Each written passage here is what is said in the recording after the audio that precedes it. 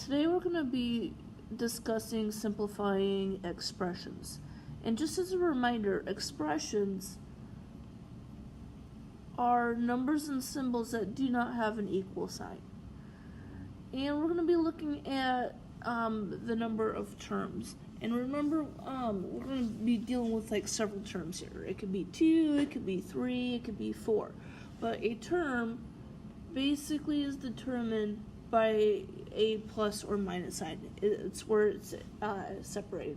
So for example, if I had 3c plus c minus 8, I would have 3 terms to this expression because I have 3 parts that are separated by a plus or minus sign. And then we're going to look at also, we need to keep in consideration what like terms are. Like terms have the same variable. So in my example here, things that I would consider putting together are my 3c plus my c. I would not consider putting that negative 8 in there because it does not have a c. It does not have a variable, so I can't put it together. We would just go ahead and put it together with other numbers if it was in there. And then when we're talking about simplifying, we're just simply saying adding, putting together things that are the same. Now, I have a special number here, the ghost number. And what I consider the ghost number is the number 1. And the reason why I call it the ghost number is, like, say we're looking at this C. I know there's a number out in front of it, but I don't necessarily see it. So I'm going to go ahead and make it visible so I can see it. So that's why I call it my ghost number, because we know it's there, but we don't always see it. And that's kind of like what I believe about ghosts too. So we're going to go ahead and start looking at a couple of examples here and what to do with them. And we're just going to start out with just some examples that have just variables to them. So I have m plus m. So the first thing I'm actually going to do is I'm going to make that ghost number appear. So I'm going to put 1 and 1.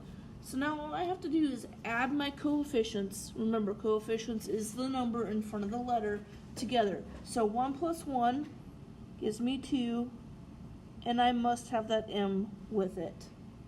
So let's go ahead and look at another example.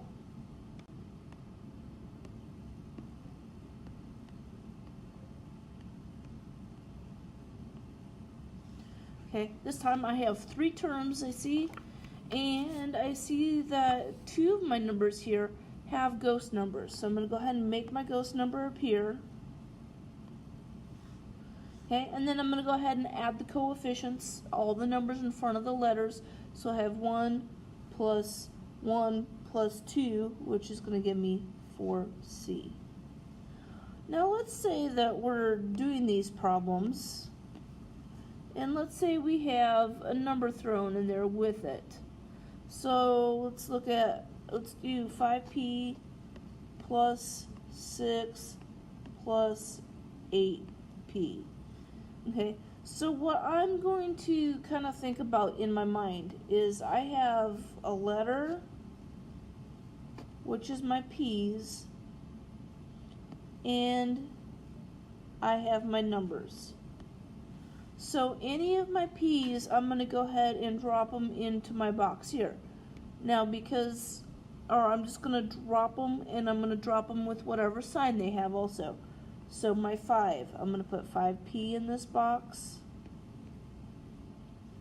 This is a number, so I'm going to go ahead and put my 6 into here.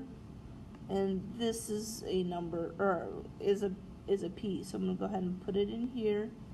And then what I'm going to do is I'm going to go and combine all these boxes here. So 8 plus 5 gives me 13. And I do have to keep that p with it. And then I have to combine whatever's in my number box also. And I don't have anything, so I'm just going to go ahead and drop it down and do a plus 6. Okay, we're going to go ahead and look at one when we have a negative number included in our answer here. So let's do 5f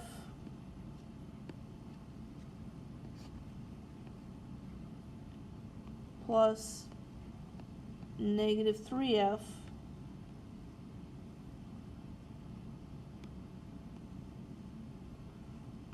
plus 14. Okay. Again, I'm going to think about those boxes. I'm going to have an F box and a number box. I'm going to drop all my F's into my F box, so 5F, and then I do have negative 3F. Remember, I look to the future to tell what kind of sign it has, and then I have a number of 14. Then I'm going to go ahead and combine my F box, which 5 minus 3 gives me 2F. And I don't have anything to combine in my number box, so I'm just going to go ahead and drop them down, and I have 14. And that is making it completely simplified. Let's try one more that may be a little bit tricky for us. Let's do 15u minus 18 minus 17u. Okay. So I'm going to draw my boxes. I'm going to have a U box, and I'm going to have a number box. Okay, I'm going to drop my 15 into my U box, my negative 18 in my number box, and my negative 17 in my U box. Okay. So when I combine 15 minus 17, I should get negative 2u, and then I'm going to drop my number box down, so minus 18. You're going to go ahead and do some practice from here.